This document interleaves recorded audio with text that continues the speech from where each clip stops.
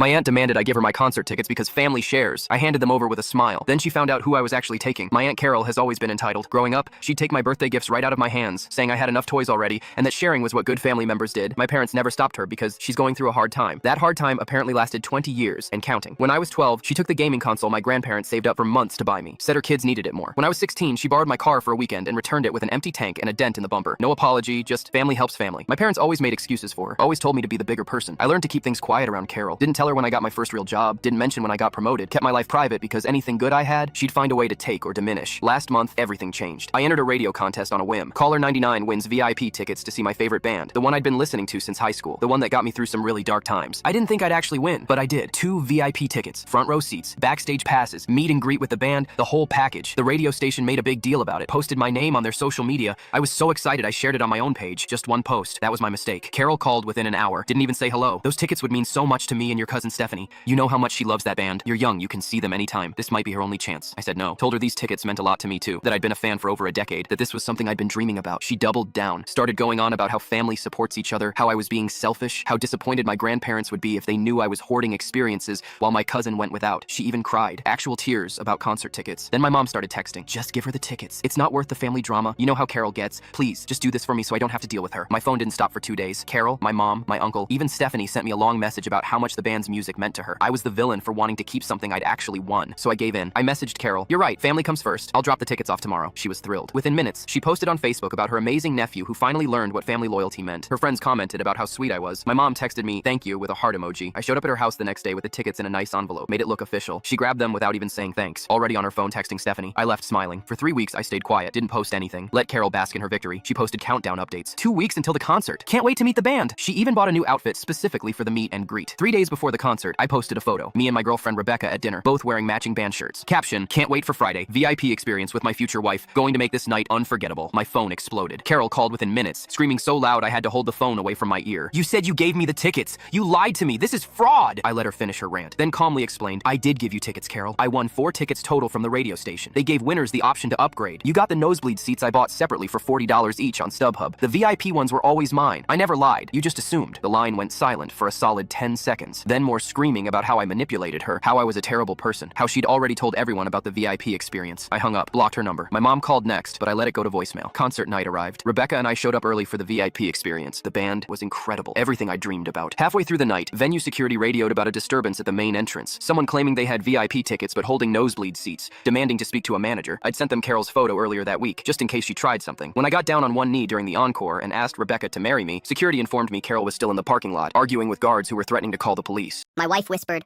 "Once the baby comes, we don't need him anymore." I said nothing. Instead of filing for divorce, I threw a huge gender reveal party. When the blue smoke cleared, the projector displayed the DNA test results, proving I wasn't the father in front of her entire family. I'd been married for 4 years. My wife got pregnant 6 months ago after we'd been trying for a year. I was over the moon, finally starting our family. 3 weeks ago, I came home early from work with a headache. My wife was on the phone in the kitchen, didn't hear me come in. I know, but listen, once the baby comes, we don't need him anymore. The house is in both our names. I'll get child support, probably alimony. He makes good money. This is the smart play. I froze in the hallway. Of course he thinks it's his. Why wouldn't he? I've been perfect. The timing worked out exactly right. He'll never question it. She laughed. Yeah, I know, but he's so boring, and the other guy actually makes me feel alive. Once I'm set financially with the baby, I can figure out what I really want. Worst case, I'm a single mom with a nice house and his money. She kept talking about how easy I was to manipulate, how she'd been seeing this other guy for over a year. I backed out quietly, sat in my car for an hour, then went back home at my normal time and acted normal. Next morning, I called a lawyer. He told me to document everything. Let her think she's winning while you gather evidence. I'd been the perfect husband for 3 weeks. Then I did something else. Turns out, you can do prenatal paternity testing now. Non-invasive, just needs the mother's blood. Costs $1,500. I told my wife I wanted to surprise her with a private 3D ultrasound. The place was actually a paternity testing clinic 3 towns over. Results came back in 2 weeks. 0% probability of paternity. The baby is not mine. I went home. Normal dinner, normal evening. She started talking about gender reveal parties. All our friends are doing them now. We should too. That's when I got the idea. You know what? You're right. Let's do it big. Invite everyone. Her face lit up. Really? You'd want that? Yeah. Our families, friends, everyone. Let's celebrate. You're the best. I love you so much. I hugged her back. I love you too. I don't anymore. But she didn't know that yet. I rented a venue. Invited 80 people total. Ordered blue smoke cannons. The clinic told me it's a boy. A boy that isn't mine. I also set up a projector and prepared a very special PowerPoint presentation. Saturday came. She was glowing, working the room, rubbing her belly, playing the perfect mom to be. Around 3 p.m., we gathered everyone outside. Her dad made a speech about becoming a grandfather. We stood in front of the smoke cannons holding hands. "Ready, Daddy?" she whispered. Absolutely. We counted down together. 3, 2, 1. Blue smoke everywhere. Everyone cheered. "It's a boy!" I walked over to the projector and powered it on. "Hey everyone, before we cut the cake, I have one more surprise." My wife looked over, confused but smiling. "What surprise?" The first slide appeared. Paternity test results. Probability of paternity, 0.00%. The crowd went silent. My wife's face drained of color. DNA results, I said calmly. Turns out I'm not the father. Her mother gasped. Her father said, "What the hell is this?" I clicked to the next slide. The full scientific breakdown. This is a prenatal paternity test. Took it 3 weeks ago. 0% chance that baby is mine. This is a mistake. My wife grabbed my arm. This has to be a mistake. It's not. I clicked to the next slide.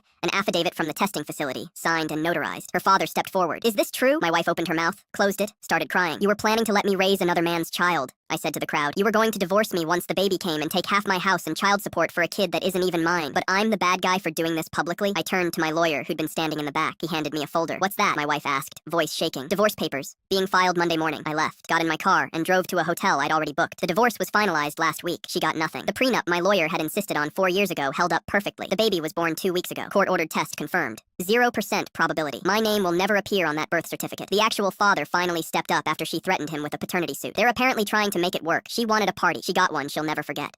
I threw a party at my sister's house without her permission. When she came home, I told her she didn't deserve her son. My nephew Rory is turning 9 and he's already my role model. He's the kid who notices when someone's having a bad day. Last month, he gave his whole lunch to a boy who forgot his. He picks wildflowers on his walk home and gives them to my sister like they're roses. When our grandma was sick last year, Rory made her a new card every day for 2 months. He even writes original happy birthday songs and performs them for the janitor and the lunch lady because he feels like everyone ignores them. Every kid loves Rory. They're all his friends. Well, this year, Rory wanted to throw a birthday party, but he wanted to do it his way, meaning he didn't want presents given to him. He wanted to give them. He started preparations a full year ago, mowing lawns, $10 a lawn, every weekend. He saved every dollar, not for toys or video games, but for gift bags for his guests. The party was Saturday at 4. My sister Vanessa asked me to watch the kids while she and her husband went to dinner. I showed up at 3:30. Rory answered the door in a paper crown he made himself. "Auntie!" He grabbed my arm and dragged me inside, showing me everything. Streamers he'd set up, balloons he'd blown up, a playlist, 15 gift bags lined up perfectly. This one's for Jalen because he likes dinosaurs. This one's for Sophie because purple's her favorite. Vanessa and Derek left at 3:45. They didn't even say bye to Rory, but he didn't even notice. He was already at the window watching for cars. When 4 o'clock came, there was still nothing. Then 4:30, nothing. At 5, the smile that never faltered had cracked, and he was on the couch, his homemade crown thrown on the floor. At 5:15, I found him in his room, crying quietly so I wouldn't feel bad for him. "Did I do something wrong?" he said through his tears. I told him he didn't. "I don't understand. They all promised they would come. Why did they lie?" "I never lied to them." He was sobbing. I held him until he fell asleep. Then I texted Vanessa. "Nobody showed up. Is everything okay?" She replied 20 minutes later. "Oh yeah, we canceled LOL. Didn't want 15 kids in the mess. Just put a movie on, he'll be fine." I read it 4 times. She'd canceled his party, let him set everything up, let him wait, let him cry himself to sleep so she wouldn't have to clean. I didn't even respond. Instead, I just opened my group chat. "I need you. Now." Rory's parents canceled his birthday without telling him. "Bring yourself. Bring whatever you can." I shook Rory awake. "Get your crown." "Why? Your party's just getting started." 15 minutes later, my best friend Nina walked through the door holding a grocery store cake with Rory written in green frosting. Then Damon with his speaker. Then Priya with wrapped presents she grabbed from Target on the way. Then Wes and his girlfriend. Then more. 12 adults piling into my sister's living room for a kid they'd never met. Rory stood there in his paper crown watching them come in, eyes wide. "Who are all these people?" "Your friends. They want a party." Wes dropped to his knee. "You're Rory, right? Heard you're the awesomest kid in the city. Happy birthday, little man." Handed him a Lego set. Rory's jaw dropped. "For me? Obviously, bro. It's your birthday." Nina spotted the gift bags. "Wait, did you make these?" She picked one up like it was made of gold. "Rory, these are incredible." Everyone grabbed one. They treated those bags like the most important gifts in the room. Damon plugged in his speaker. "Rory, what's your favorite song?" 10 minutes later, the living room was a dance floor. Wes was teaching Rory moves. Priya set up Mario Kart. They let him win the first race. Then he started destroying them for real. "Bro, he blue shelled me. This kid is cracked." Damon screaming. Rory laughing so hard he couldn't breathe. They sang happy birthday so loud the whole street heard. Rory blew out his candles with frosting on his nose. Nina cut the cake. Everyone cheered. I looked over and saw him on the couch between Wes and Damon, showing them something on the Switch. Totally comfortable, like he'd known them his whole life. He looked up at me. Huge smile. Crown crooked. Happiest I'd ever seen him. Then at 9:15, the front door opened. Vanessa and her husband were expecting a quiet house. Instead, they found 12 adults, cake everywhere, and Rory asleep on the couch surrounded by presents. Crown on, smiling. Vanessa went pale. "What is this?" "His birthday party." She paused. "I told you we canceled." "Yeah, got your text." Her husband. "You threw a party without asking?" "You canceled your son's party without telling him." My friends were staring daggers. Nina stood up. "He made those gift bags himself. Mowed lawns all summer." Wes. "He thought nobody liked him. Asked what he did wrong." Priya. "Cried himself to sleep while you ate dinner." Vanessa's eyes dropped. "He's 9. He'll forget." "No, he won't." I stepped closer. "You let him hang streamers. Set out 15 gift bags. Then you went to dinner while he sat by the window waiting for friends who were never coming because cleaning was too hard." "Nothing. You don't deserve that kid." She flinched. "Next Saturday, you're throwing the real party. His classmates. All 15. Tell them scheduling error. I don't care what you say, but those kids are showing up and you're giving him what he earned." She looked at her husband. He looked at the floor. "I'm not asking." Next Saturday, I parked across the street. Through the window, I saw 15 kids screaming, laughing, running. Rory in the middle. Crown on. He'll never know.